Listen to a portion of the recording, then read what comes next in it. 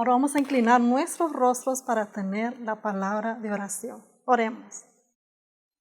Amante Padre que estás en los cielos, te damos gracias, Señor, por este inmenso privilegio que nos das en esta mañana de poder alabar tu nombre. Bendice cada una de las partes que se llevarán a cabo en este culto de adoración y bendice cada persona que está escuchando y viendo en esta mañana. En el nombre de Jesús. Amén. Gracias por sintonizarnos. Somos tus amigos de Nuevo Tiempo Honduras, llevando esperanza. Feliz sábado, hermanos, amigos. Estamos muy felices de poder darles la bienvenida en esta hermosa mañana de sábado a nuestro culto de adoración. Y vamos a comenzar cantando el himno número 181 en nuestro himnario, que se titula Una Esperanza. Cantemos juntos.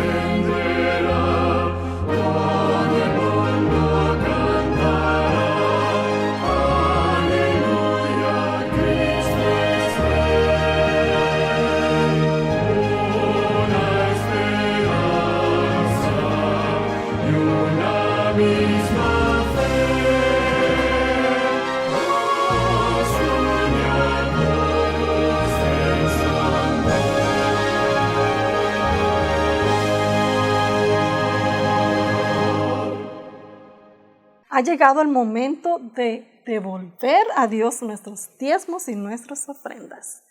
Así que primero vamos a ver el pequeño video de Probad y Ved y después vamos a proceder a entregarle al Señor lo que es de Él.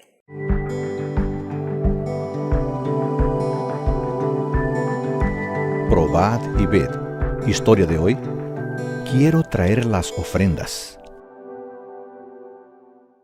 Ahora que sabes que el diezmo es la devolución regular del 10% de todo lo que Dios te da, ¿qué opinas de las ofrendas?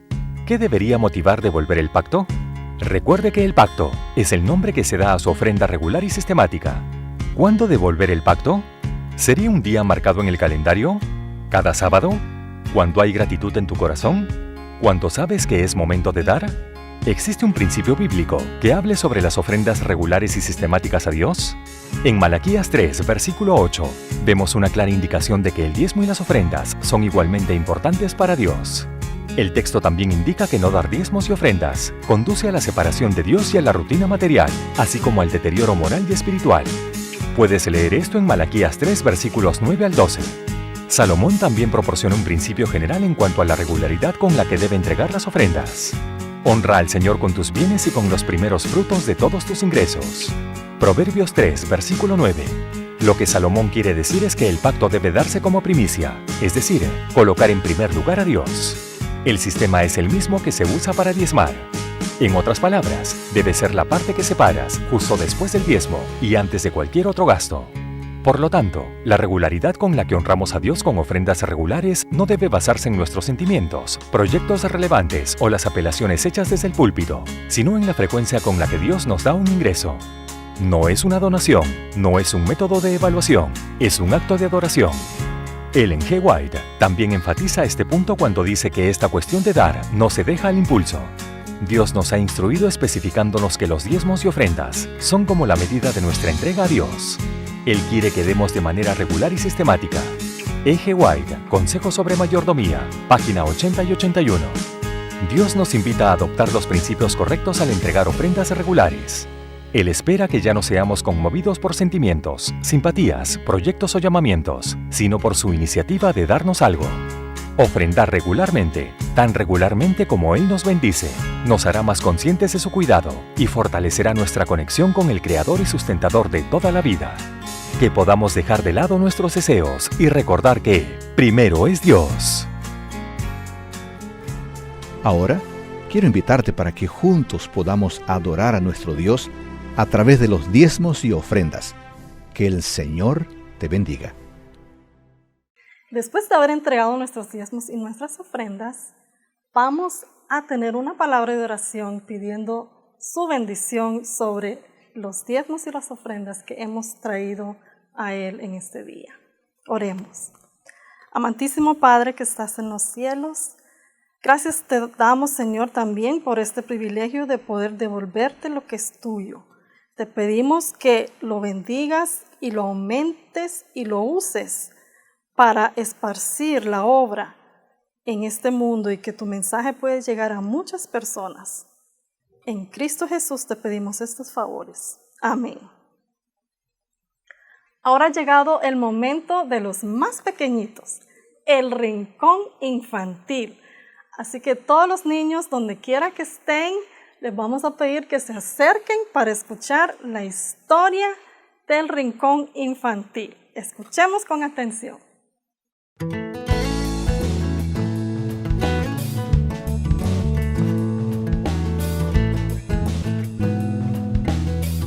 Hola chicas y chicos, la historia de hoy se llama El arco iris de la promesa.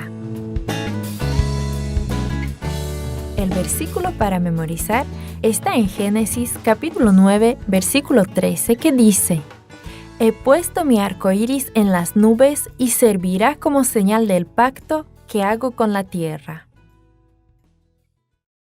El mensaje es: los hijos de Dios se alegran porque Él los cuida. ¿Ha llovido alguna vez durante muchos días en la región donde vives?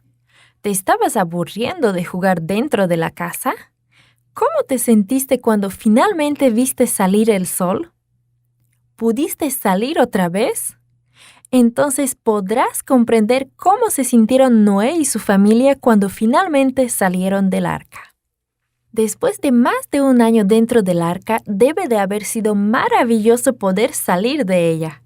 Noé y su familia salieron a respirar aire fresco.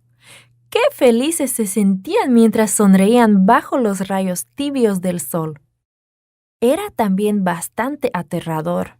El mundo había quedado muy diferente y todo estaba completamente en calma. Las 8 personas que salieron del arca eran las únicas que habían quedado de toda la tierra. Debían comenzar todo de nuevo, solos y juntos. Pronto Noé dejó salir también a los animales. Su familia seguramente observó su alegría y entusiasmo. Tal vez se rieron de la forma en que los animales saltaban y jugaban. Cuando el arca se quedó vacía, lo primero que hizo Noé fue construir un altar y celebrar un culto de adoración con su familia. Entonces sacrificó a uno de cada animal limpio que había sido preservado en el arca. Dios se agradó de su adoración y bendijo a la familia. Tengan muchos hijos y llenen la tierra. Entonces Dios le dio a Noé, a sus hijos y a cada generación futura una promesa. Brillantes colores atravesaron el cielo en lo que era, por cierto, el arco más perfecto que se había visto en esta tierra. Ese primer arco de colores en el cielo seguramente llenó a la pequeña familia de asombro y admiración. Pero era algo más que una hermosa exhibición de colores. Era el arco iris de la promesa, pues Dios le dijo a Noé: He puesto mi arco iris en las nubes y servirá como señal del pacto que hago con la tierra. Ya no volverá a haber ningún diluvio que los destruya. Cuando el arco iris esté entre las nubes, yo lo veré y me acordaré del pacto que he hecho para siempre con todo hombre y todo animal que hay en el mundo. Dios sabía que en el futuro las espesas nubes asustarían a la familia de Noé. El salpicar de las primeras gotas de lluvia podría atemorizar a los sobrevivientes del diluvio, pues podrían preguntarse si ese no sería el comienzo de un nuevo diluvio. Y si era un nuevo diluvio, ¿desaparecerían ellos también de la faz de la tierra? No, ellos no necesitaban preocuparse más. Dios les había dado su promesa. Esta familia especial había pasado por muchas cosas. Año tras año habían trabajado juntos en el proyecto del arca. Durante largos días y noches habían trabajado muy duro cuidando de los animales. Ahora debían repoblar la tierra y comenzar todo nuevamente.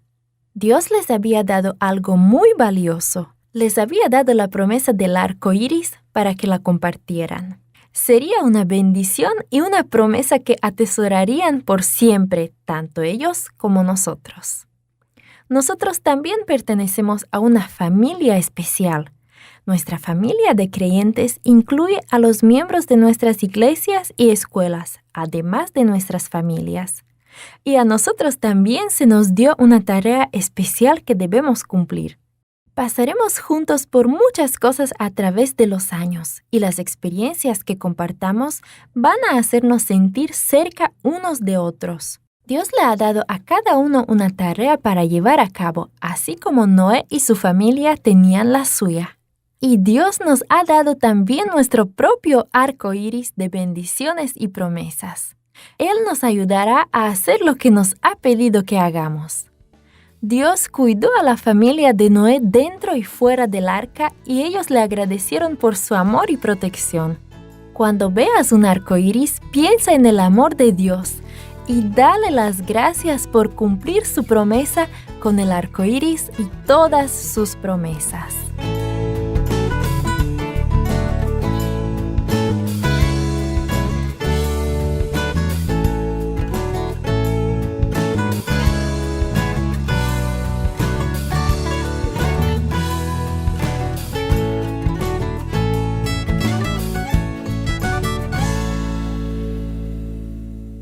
Nuestra lectura bíblica para esta mañana se encuentra en el libro de Apocalipsis, capítulo 1, verso 8, y dice lo siguiente: Yo soy el Alfa y la Omega, principio y fin, dice el Señor, el que es y que era y que ha de venir, el Todopoderoso.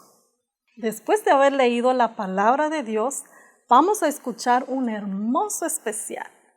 Este canto se estrenó ayer en Bienvenido Sábado y lo vamos a volver a escuchar esta mañana. Se titula Confía en Él.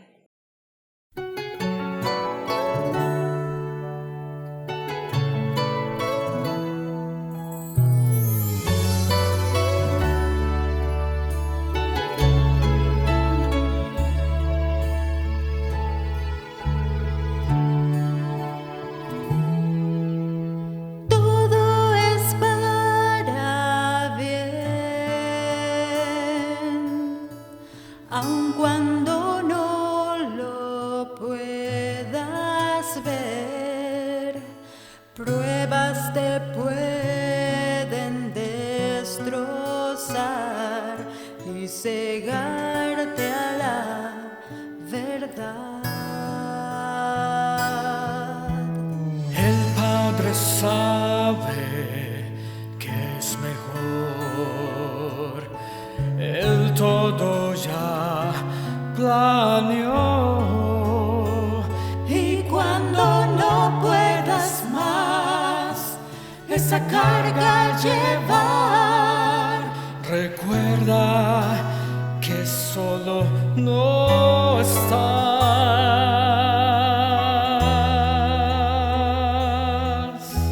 Sabio es Dios, no se equivoca. Bueno es Él, paz te dará.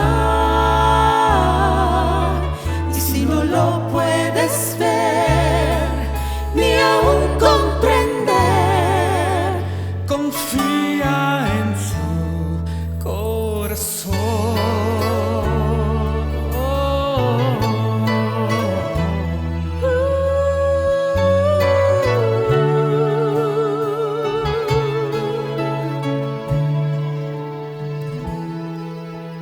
el gran maestro ve nuestro futuro es de Él.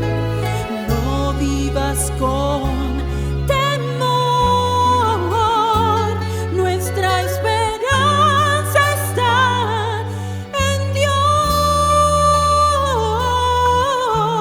Hoy solo ves el dolor, Él ve el principio y el fin. Y como un gran escultor te quiere aún moldear y un día ser como Él.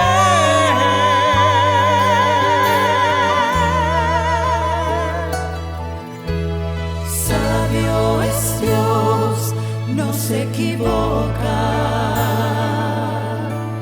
Bueno es Él, paz te dará. Y si no lo puedes ver, ni aún comprender, confía en su corazón. Fiel y verdadero es nuestro Dios, paz en la tormenta nos dará.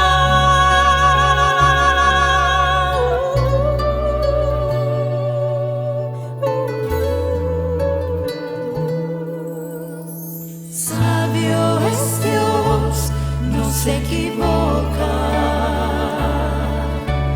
Bueno es Él, paz te dará. Y si no lo puedes ver, ni aún comprender, confía en su corazón.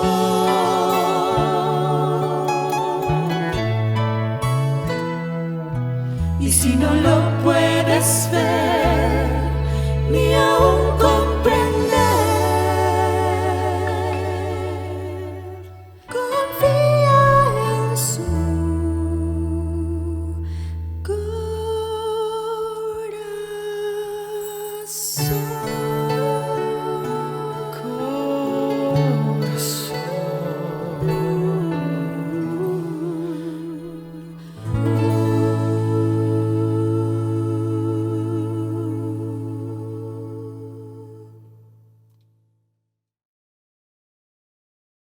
Qué hermoso canto que nos ha preparado para recibir el alimento espiritual de esta mañana.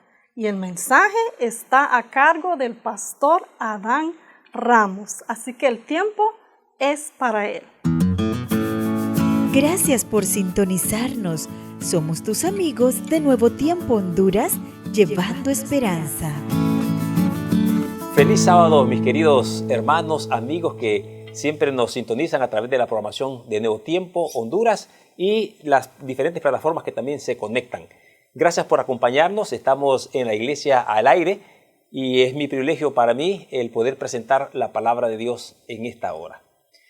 Casi siempre cuando llevé la clase de homilética, que es esa clase donde nos enseñan a poder elaborar los sermones, nos decían que el mejor sermón para sábado de mañana es un sermón que se le conoce como el sermón expositivo. ¿Y en qué consiste el sermón expositivo? Es aquel en el cual uno toma una porción de varios versículos de la Biblia, los explica, los desarrolla, los contextualiza y también le hace una aplicación al tiempo en el que estamos viviendo. Ese sería un sermón expositivo. Pero hay diferentes tipos de sermones. Por ejemplo, hay un sermón que se conoce como el sermón textual. Este sermón textual es aquel en el cual uno agarra un solo versículo de la Biblia y se concentra en poder explicarlo. Hay otro tipo de sermones, por supuesto. Hay otro que se llama el sermón doctrinal. Uno agarra una doctrina y la va desarrollando. El sermón evangelístico, que es el que se usa para la predicación, especialmente para ganar nuevos conversos. Y hay sermones biográficos que tienen que ver con un personaje bíblico, etcétera, etcétera, etcétera. Pero esta mañana voy a saltarme esa regla de predicarles un sermón expositivo, que de paso me encanta predicar sermones expositivos. Pero hoy no voy a predicarles un sermón expositivo. Hoy quiero hablarles o predicarles acerca de un sermón textual. O sea, voy a agarrar un solo versículo de la Biblia y vamos a tratar de desarrollarlo. De hecho, el material es tan amplio, pero no lo voy a presentar todo. Voy a presentar solamente la parte que puedo cubrir los 25 minutos que tendremos por delante, 25 o 30 minutos. Muy bien, también voy a saltarme otra regla. Ahorita voy a saltarme todas las reglas para poder predicar. Otra regla es que casi siempre uno debe iniciar su sermón con una ilustración. La ilustración es como la ventana que deja penetrar la luz. Pero hoy tampoco voy a comenzar con una ilustración. Más bien voy a comenzar leyendo una cita de Elena G. de White. Y esa me va a servir para poder introducirme a lo que quiero estudiar con ustedes en esta hora. Bien, esta cita la encontramos, de paso, ustedes saben, cada cierto tiempo la iglesia publica una matutina con extractos de los escritos de Elena G. de White. Pues esta cita se encuentra en una de estas matutinas que se llamó por título Alza tus ojos, del 18 de mayo. En esta cita, noten ustedes lo que escribió Elena G. de White. Alza tus ojos del 18 de mayo. En este tiempo, es decir, en los días finales de la historia de esta tierra, debemos hacer un estudio especial del libro de Apocalipsis. ¿Por qué? Porque describe escenas con las que hemos de encontrarnos. Necesitamos comprender qué es lo que nos espera y cómo enfrentarlo. Si ustedes observaron bien la cita que leímos, Elena G. de White nos recuerda que debemos hacer un estudio especial del libro de Apocalipsis. Ella misma pregunta por qué y ella misma da la respuesta. Porque en ella, dice, encontraremos las escenas con las cuales vamos a encontrarnos. El pueblo de los últimos días, la iglesia del tiempo del fin, va a encontrarse con escenarios, con escenas que debemos conocerlas para saber cómo vamos a enfrentarlas. El año 2020, ustedes recuerdan, inició, bueno, realmente desde el 2019, el año 2019 terminó con este tema de este coronavirus que se estaba desarrollando allá en China. Y comenzó el año 2020 con las noticias mirando uno hacia lo que es estos países del Asia. Sin embargo, fuimos sorprendidos cuando ya en el mes de marzo prácticamente el virus se había regado por todo el mundo. Y marzo fue un mes clave porque en casi todos los países se cerraron, especialmente aquí en América, se cerraron producto de esta famosa pandemia. Estuvimos encerrados casi 8 meses, las iglesias también se cerraron, pero esto despertó el interés de poder estudiar otra vez los libros de Daniel y de Apocalipsis. De paso, hay otra cita de Elena G. de White, que no la leí ahora, donde también Elena G. de White nos aconseja estudiar estos dos libros en conjunto, Daniel y Apocalipsis. Pues el 2020 se prestó precisamente para poder estudiar con mucho detalle los libros de Daniel y los libros del Apocalipsis. Desde aquí mismo, de Nuevo Tiempo Honduras, estuvimos promoviendo diferentes tipos de seminarios. Seminarios enfocados en el libro de Daniel, seminarios enfocados en el libro de Apocalipsis, estudiamos las 7 iglesias, estudiamos diferentes temas acerca de lo que son la bestia, la imagen de la bestia, la vida de las ciudades. Y también también promovimos varios seminarios que se organizaron en otras partes del mundo extraordinarios sobre escatología bíblica. Por ejemplo, en el estado de California, los adventistas y los teólogos se unieron para dar unos seminarios extraordinarios acerca de los acontecimientos que estábamos viviendo y especialmente estos acontecimientos del tema del fin. Recuerdo también que la Unión Española organizó otra cantidad de seminarios que también lo estuvimos promoviendo por Nuevo Tiempo para que las personas se inscribieran y pudiesen estudiar un poquito más en detalle estos acontecimientos de los cuales estábamos viviendo. Y todo estaba bien. Estudiamos sobre lo que es la bestia, la imagen de la bestia, las plagas que se mencionan en el libro de Apocalipsis 16, una infinidad de temas extraordinarios. Sin embargo, aunque estudiamos todo esto y eso está bien,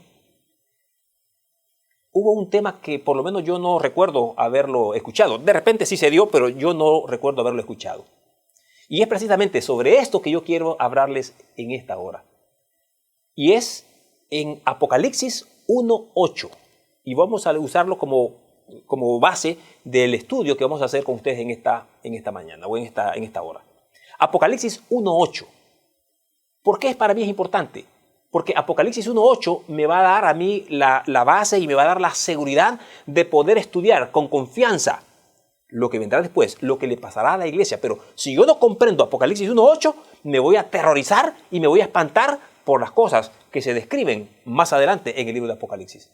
Por lo tanto, el Apocalipsis 1:8 es la base para tener la confianza en el Señor y de saber que la iglesia tendrá un futuro glorioso. Leamos lo que dice Apocalipsis 1:8. Dice así la palabra de Dios.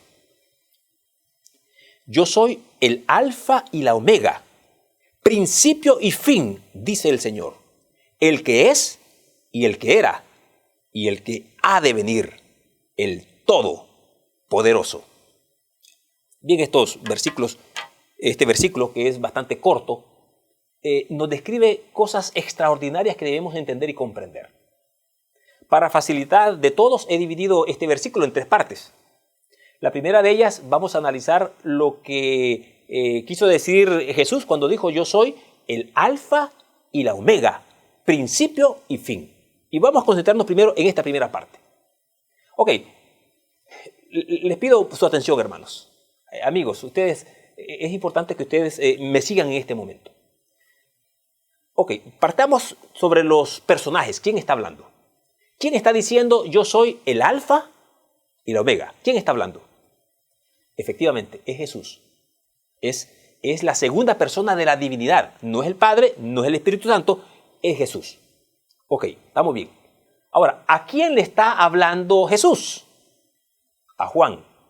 Juan, el discípulo amado. Juan, aquel que recostó su hombro sobre el pecho de Jesús. Bueno, le gustaba recostar su hombro sobre el pecho de Jesús. Ese muchachito que era el menor de todos los discípulos. Sí, ese mismo, Juan. Jesús le está hablando a Juan.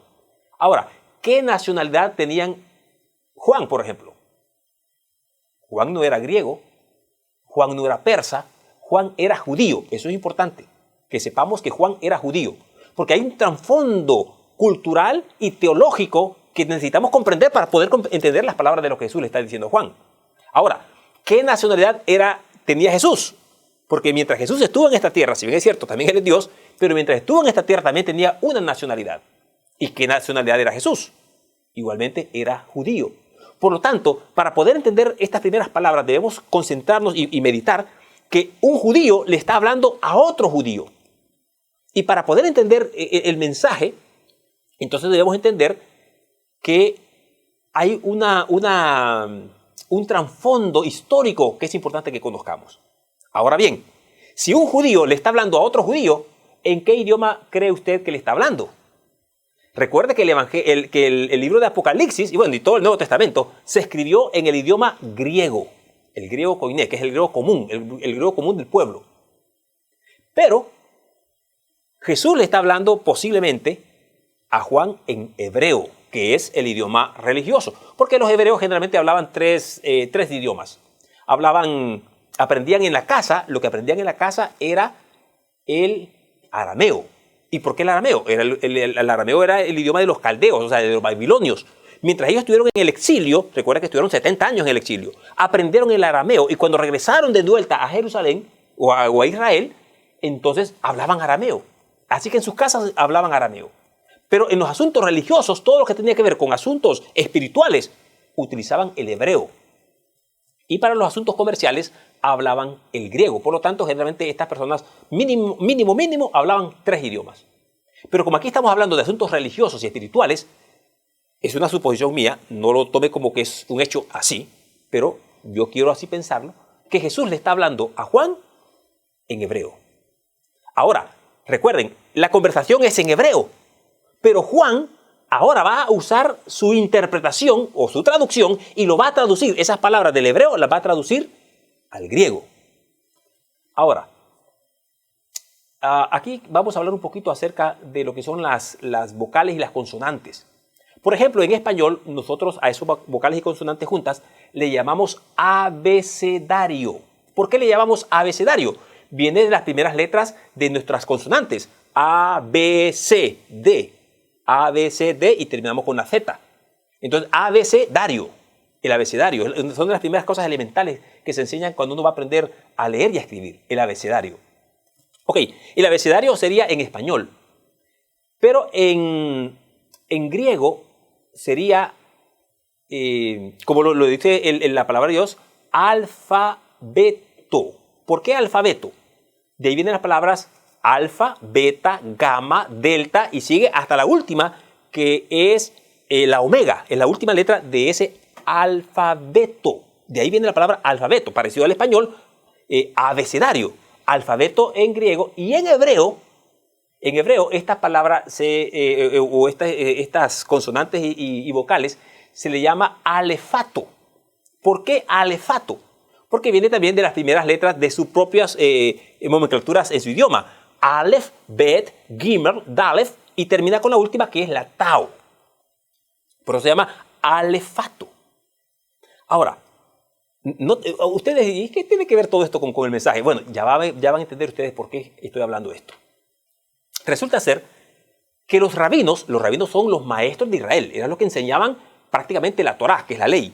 Eran los que enseñaban al pueblo acerca de la palabra de Dios. Los rabinos tenían muchos dichos. Uno de esos dichos ellos decían que Adán, hablando del primer hombre, Adán transgredió la ley de Dios de la Aleph a la Tau. Pero luego decían, Abraham, el padre de Abraham, obedeció la ley de Dios de la Aleph a la Tau. Y luego cuando se querían referir al pueblo de Israel, ellos decían, el pueblo de Israel es bendito de la Aleph a la Tau. Entonces, esta expresión de la Aleph a la Tau era una expresión muy común en los tiempos de Jesús, especialmente dicho por los rabinos, porque ellos así lo decían, usaban este lenguaje, de la Aleph a la Tau, de la Aleph a la Tau. ¿Y qué es lo que querían decir con esto al decir de la Aleph a la Tau? Estaban hablando que el resultado era absolutamente completo. O sea, cuando Adán pecó de la Aleph a la Tau, lo que decían es que el pecado de Adán había sido completo. Cuando decían que Abraham obedeció la ley de Dios de la Aleph a la Tau, decía que Abraham había obedecido completamente la ley de Dios. Y cuando decían que el pueblo de Israel era bendito de la Aleph a la Tau, lo que querían decir es que la bendición de Dios para su pueblo también era completa. Era una expresión para hablar de la plenitud o de ser completo. Por lo tanto, cuando Jesús le dice a Juan, yo me imagino ahora el escenario, quiero que usted también se lo imagine, porque Juan está en la isla de Patmos preso. Jesús se le presenta y se le revela a Juan y le dice, yo soy la Aleph y la Tau. Una expresión muy común y de la cual tanto Jesús como Juan estaban familiarizados, porque esa era parte de la enseñanza de los rabinos. Ahora, noten ustedes, Juan hace una traducción de la Aleph a la Tau, y entonces está hablando la primera y la última letra del alefato hebreo, y lo pone ahora al griego, yo soy el alfa y el omega. De repente para los griegos decir yo soy el alfa y el omega no tiene ningún significado y no tiene ningún sentido, pero no así para los judíos. Porque para los judíos la Aleph y la Tau estaban hablando de la plenitud. En otras palabras, cuando Jesús se revela a Juan, le está diciendo, mira, yo soy completo para ti. O sea, en mí no te ha de faltar nada. Yo lo tengo todo, yo lo poseo todo. Así que el que lo posee todo, habla contigo. Yo soy, le dice, la Aleph y la Tau. Yo soy el alfa y la omega, el que es completo. Habla contigo. Pasemos a la segunda parte de este versículo. Este versículo Jesús le dice, yo soy el alfa y la omega, ya traduciéndolo al griego. Yo soy el alfa y la omega. Principio y fin, dice el Señor. El que es, el que era y el que ha de venir. Concentrémonos en esta segunda parte, ahora del versículo. Yo soy el que es, el que era y el que ha de venir. En otras palabras, Jesús le está diciendo a Juan, mira, antes que el tiempo existiera, yo ya existía. Después de que el tiempo deje de existir, yo seguiré existiendo. Porque yo soy el que existe. Yo soy el que es, el que era y el que ha de venir. El que existe por la eternidad. Ahora, para esto quiero hacer referencia al nombre propio de Dios. Usted sabe que el nombre propio de Dios, los hebreos cuando escribían en hebreo el nombre de Dios utilizaban un tetagrama, que eran 4 consonantes que realmente no es que no se podían pronunciar. Lo que pasa es que los judíos consideraban tan sagrado el nombre de Dios que aún cuando lo miraban escrito no se atrevían a pronunciarlo. En lugar de pronunciar el nombre de Dios, mejor lo sustituían con otra palabra, que es la palabra Adonai, que significa mi Señor. O sea, ellos miraban el nombre de Dios escrito porque tenían que escribirlo los escribas.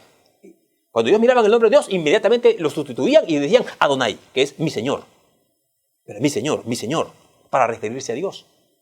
Pero si analizamos esas 4 palabras, esas 4 letras, perdón, esas 4 letras del nombre de Dios, eso tiene un significado. Si tuviésemos que darle una pronunciación, una deformación de la pronunciación de ese nombre, yo digo una deformación, porque cuando se tradujo al español, se tradujo con el nombre de Jehová.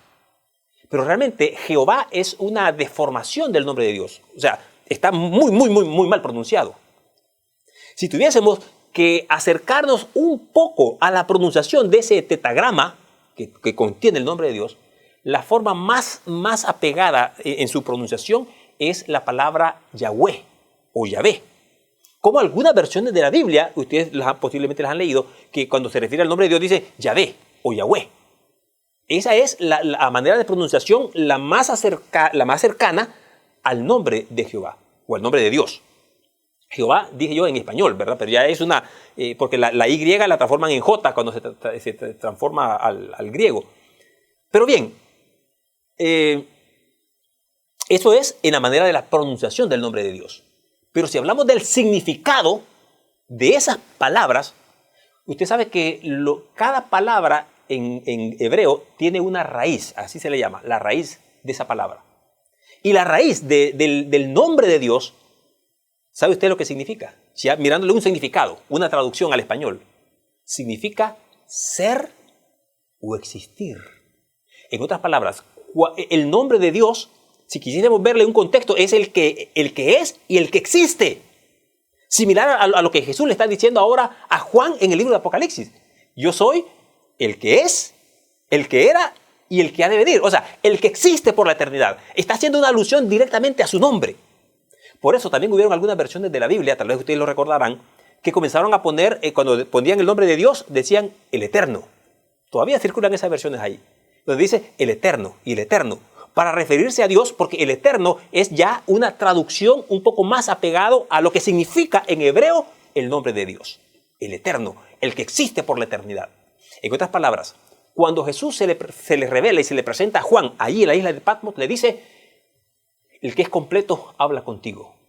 El que existe por la eternidad es el que está hoy hablando contigo en esta hora. Y la última parte de ese versículo, la dejo de último porque es la parte para mí la más extraordinaria, la más gloriosa, le dice el Todopoderoso. El Todopoderoso. Volvamos a repetir este texto. Vean ustedes. Jesús le dice, ahora lo voy a parafrasear, ¿verdad? Jesús le dice, mira, yo soy el que es completo, está hablando contigo. El que existe por la eternidad, habla contigo. El que tiene todo el poder es el que habla contigo, Juan. Ahora, noten usted, estamos en Apocalipsis 1:8.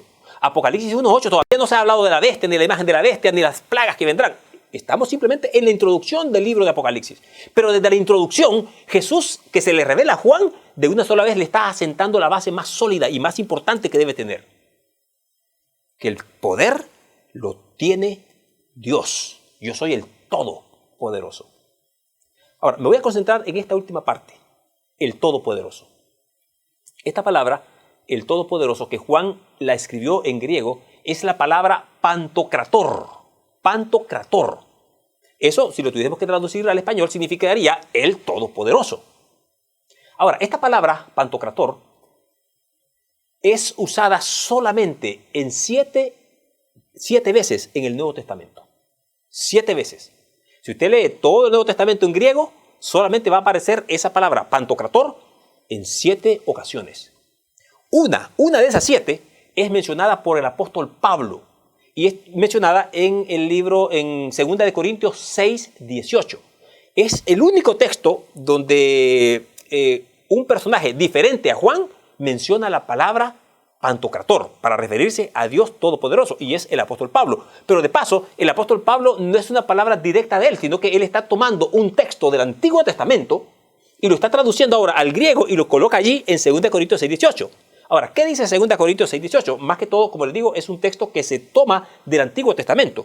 Vamos a leerlo para que ustedes tengan el conocimiento. 2 Corintios 6:18 dice así: y seré para vosotros por padre, y vosotros me seréis por hijos e hijas, dice el Señor Todopoderoso.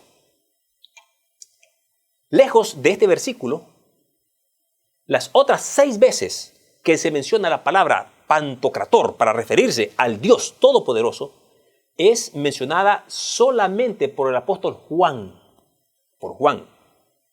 6 veces por Juan, 1 vez por Pablo. Ahora, de las 6 veces que la menciona Juan, sorpréndase, las 6 veces están en el libro de Apocalipsis. Recuerde, Juan escribió el Evangelio según San Juan, que lleva su nombre. Juan escribió la primera, la segunda y la tercera carta de Juan, que también lleva su nombre. Y escribió, por supuesto, el libro de Apocalipsis. Pero para que Juan haya utilizado esta palabra 6 veces y solamente en el libro de Apocalipsis, hay algo que quiere decirnos todo esto.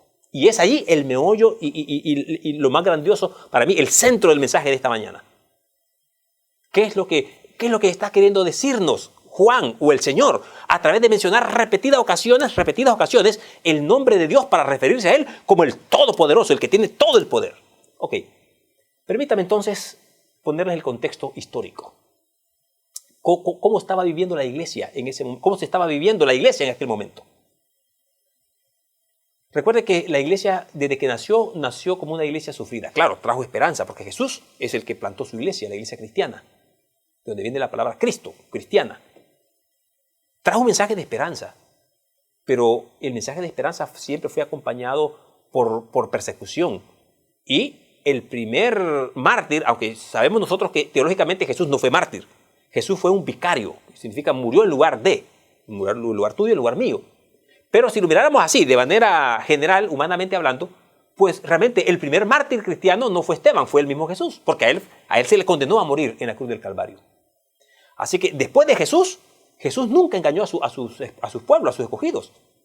Siempre le dijo, ¿verdad?, que encontrarían, bienaventurados seréis cuando por mi causa os insulten y os persigan y digan toda clase de mal contra vosotros, mintiendo, gozaos y alegraos, porque vuestra redención es grande en los cielos. Vea, Jesús nunca engañó a sus seguidores. Les mencionó que también la iglesia iba a ser sufrida, iba a ser perseguida, pero que se gozaran en la persecución. Así que en ese momento nos damos cuenta que la iglesia realmente fue perseguida. Después de la muerte de Jesús, los dirigentes judíos no se quedaron contentos ni satisfechos en ver cómo el cristianismo comenzaba a florecer y comenzaba a crecer y a agarrar más fuerza. Y se levantaron en una ardua persecución contra los cristianos. Ahí encontramos ahora sí el primer mártir, que fue Esteban. Y ahí estaba Pablo también, persiguiendo a la iglesia cristiana por donde quiera que iban, incluso más allá de las fronteras de Israel. Fue camino a Damasco, precisamente, donde el Señor se le revela, le aparece a Pablo, y Pablo acepta el cristianismo, y después de ser un perseguidor, se convirtió en un perseguido. Porque ahora también Pablo comenzó a ser perseguido. Y aquí meto un comercialito, ¿verdad? Aquellos que les gusta la historia, les invito a que vayan y vean el programa de Retomando el Conflicto de los Siglos, que ahí hacemos un análisis realmente del acontecer de lo que vivió la iglesia cristiana y nos vamos a ir transportando poco a poco hacia los eventos finales. Con mayor detalle, les invito a que puedan seguirlo a través de Nuevo Tiempo Honduras. Vayan a los programas anteriores, ya hemos grabado 6 programas hasta esta fecha y seguimos grabando más. Pero bien, los cristianos fueron perseguidos, todos. De hecho, en el programa 6 de Retomando el Conflicto de los Siglos, introduciéndonos al programa, mencionamos cómo murieron estos seguidores de Cristo. Todos tuvieron muertes crueles, terribles. Recordando algunas de esas muertes, Santiago fue apedreado en Jerusalén. El doctor Lucas, quien escribió el libro de Hechos de los Apóstoles y el Evangelio según San Lucas, murió ahorcado en un palo de olivos. Así Mateo fue atravesado con una lanza. Pedro murió crucificado pero con la cabeza hacia abajo. Andrés murió también crucificado pero en una cruz en forma de X. Pablo, el mismo apóstol Pablo, fue decapitado en Roma. Y Juan, el apóstol Juan, fue condenado en Roma a morir echado en una olla de aceite hirviendo. Pero Juan no murió. Milagrosamente, Dios tenía un plan porque todavía no se había escrito el libro de Apocalipsis. Y Satanás quería destruir a este mensajero, pero el Señor lo preservó y el aceite hirviendo no le hizo nada a Juan. Como no pudieron matarle, quitándole la vida, entonces lo desterraron para que estuviese preso en la isla de Patmos. Pero todas las muertes de esos discípulos de Jesús fueron terribles muertes, fueron asesinados. El único, y no es que no fue asesinado, porque realmente tuvo que haber muerto ahí Juan en esa olla de aceite hirviendo, pero el único que al final murió de muerte natural fue precisamente Juan, el discípulo amado. En la iglesia en la iglesia primitiva había muchos comentarios. Pensaban que Juan no iba a morir. Porque recordaban aquel incidente, recuerdan ustedes, cuando después de la resurrección de Jesús, Pedro y algunos más se habían lanzado de nuevo a la pesca. Ahí estaba también Juan. Y cuando Jesús está a la orilla y Pedro y los demás discípulos, 6 más con él, estaban allá, le dice, mira, parece que es el maestro aquel que está allá. Y Pedro se lanza al mar y comienza a nadar rápido para poder llegar a la orilla. Y cuando llega, se encuentra con Jesús, pero no dice ninguna palabra. Ahí Jesús les prepara un poco de comida, desayunan. Y mientras están hablando, Jesús le dice a Pedro, ¿recuerdan ustedes estas palabras? Pedro, ¿me amas más que a estos? Y Pedro le dice, Señor, tú sabes que te quiero. Y en 3 ocasiones Jesús le pregunta y en 3 ocasiones Pedro ya no se atrevía a decir que le amaba, porque aquí hay un juego de palabras que no me voy a meter a la teología ahorita, pero hay un juego de palabras. Finalmente, Pedro entiende que no puede amar a Dios en la misma manera que Dios le ama a él. Y le dice, tú sabes que te quiero. Pero luego, posiblemente Pedro se sentía un poco amenazado, que Jesús le preguntaba. Entonces, queriéndose zafar un poco de esto, entonces miró a Juan y le dijo, Señor, le dice, ¿y qué de este? Y Jesús mira a Pedro y le dice, Pedro, ¿y a ti qué? Si yo quiero que este quede hasta el día final, ¿a ti qué? O sea, en otras palabras, Pedro, ¿a ti qué te importa, Pedro? ¿Por qué te estás refiriendo a Juan? Sígueme tú. Preocúpate tú por tu vida espiritual. Pero entonces, dice el relato bíblico que se comenzó a regar la idea entre los cristianos que Juan no vería la muerte, que Juan quedaría vivo hasta la segunda venida de Cristo. Ahora, Jesús no estaba diciendo eso. Jesús le dijo, si yo quiero, claro, lo puedo hacer si quiero, pero no estaba diciendo que así exactamente lo haría. Por eso, cuando Juan es echado en la olla de aceite hirviendo y no se muere, todo el mundo vuelve a pensar, entonces significa que este va a quedarse vivo. No, es que iba a quedarse vivo hasta que se escribiese el libro de Apocalipsis, un libro importantísimo que era necesario que se escribiera. Ahora, noten ustedes, cuando Juan está en la isla de Patmos y posiblemente cuando recibe el mensaje del Señor para escribir el libro de Apocalipsis, ya Juan era un hombre anciano, ya no era un hombre joven, ya era un hombre maduro y tal vez más entrado en edad, más viejo que más joven. Por lo tanto, él ha visto el desarrollo de la iglesia en todas estas décadas que han pasado. Y ha visto una iglesia conmocionada, ha visto una iglesia perseguida, ha visto una iglesia sufrida. Una iglesia que parece que no tiene tregua, como que no hay momento para poder respirar, para poder descansar, para poder encontrar esa libertad de culto. No hay. Y Juan ha visto esa iglesia cómo ha venido sufriendo a través de todo este tiempo. ¿Qué esperanza tenía una iglesia así? Humanamente hablando, ninguna. Ninguna. Porque aquí estaba el pueblo cristiano, naciendo, creciendo en medio del dolor, en medio de la persecución. Y la persecución primero comenzó con los judíos, los mismos compatriotas persiguiendo a los propios paisanos suyos, o sea, a los propios judíos, porque los primeros discípulos eran judíos. Pero luego encontramos a un imperio romano que se lanza a perseguir a los cristianos. ¿Recuerdan ustedes, ahora retomando otra vez el conflicto de los siglos? ¿Recuerdan ustedes? Estoy haciendo hincapié ahora a los capítulos que hemos visto anteriormente en el conflicto de los siglos. ¿Recuerdan ustedes? El primer emperador que comenzó la persecución contra los cristianos fue el emperador Nerón en el año 64. Así que desde ese momento en adelante, desde el año 64, ahora el imperio romano de manera oficial comienza también a perseguir a la iglesia cristiana. ¿Qué esperanza podía tener una iglesia cristiana así? ¿Qué esperanza si el propio imperio romano, con toda la maquinaria pesada de su ejército, persiguiendo a los cristianos? No había en esa época un ejército, no importa de cualquier parte del mundo, que se levantara contra Roma y pudiese salir vivo de ahí. ¿Y qué esperanza podía tener entonces esa iglesia? Una iglesia que no tenía armas, una iglesia que no levantaba las armas, una iglesia que prácticamente estaba de brazos cruzados, huyendo para poder salvar su pellejo, para poder salvar su vida, frente a un imperio romano que era, como lo describe Daniel capítulo 2 en la estatua del rey Nabucodonosor, que era duro como el hierro.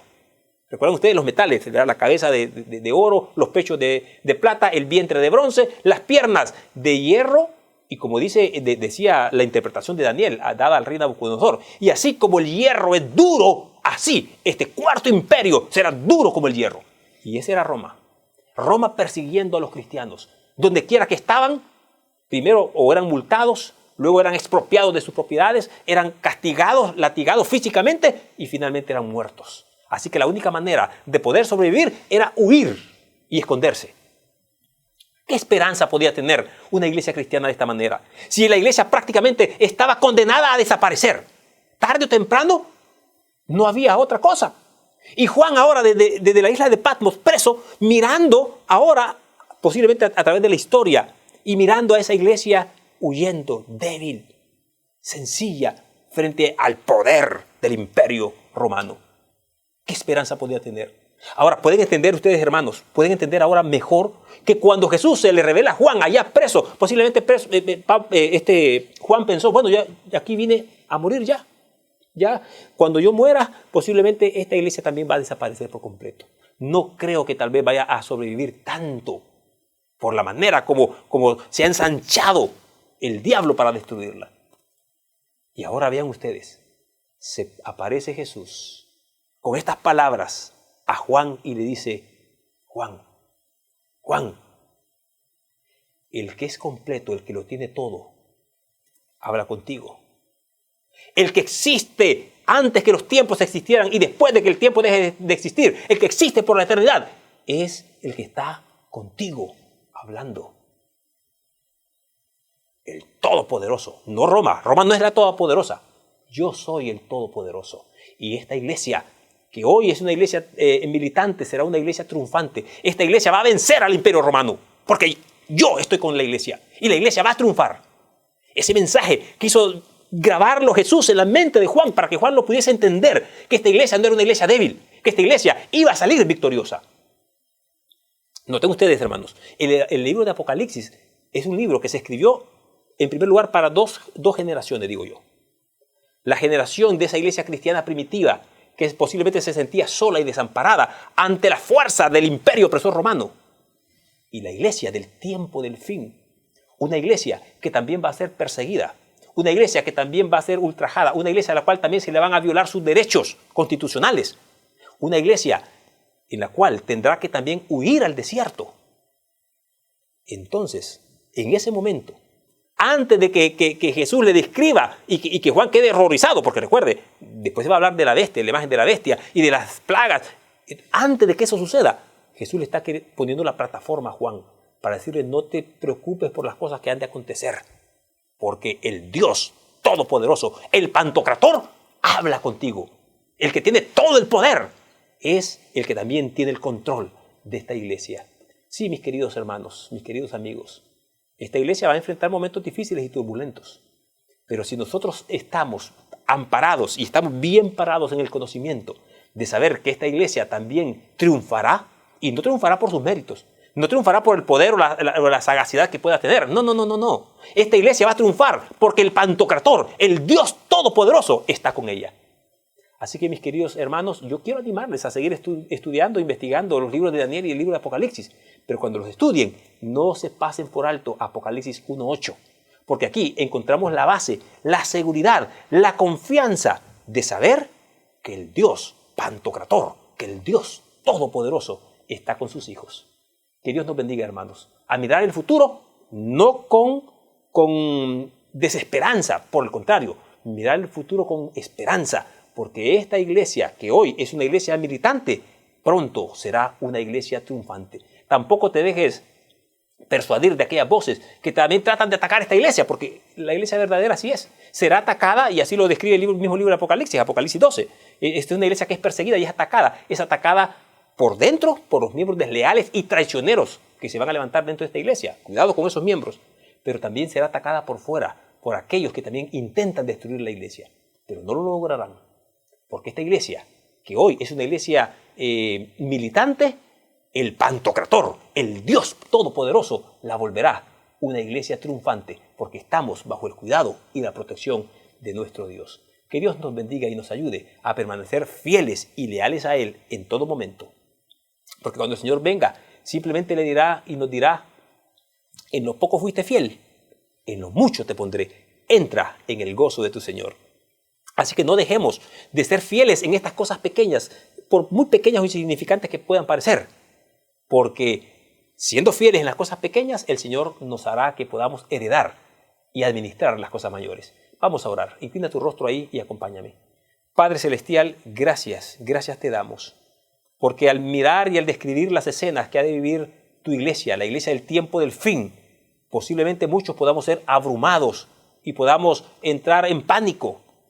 Pero tú nos quieres asegurar a través de este mensaje de Apocalipsis 1:8 que el Dios que es completo, que el Dios que existe por la eternidad, que el Dios que es todopoderoso, el Pantocrator, está con su pueblo, está con su iglesia. Y esta iglesia, que hoy es una iglesia militante, muy pronto se transformará en la iglesia triunfante. Gracias, pues, oh Padre, por ese mensaje maravilloso que encontramos en el libro de Apocalipsis 1:8. Acompáñanos y bendícenos siempre. Lo pedimos y lo rogamos en el nombre de Jesús. Amén.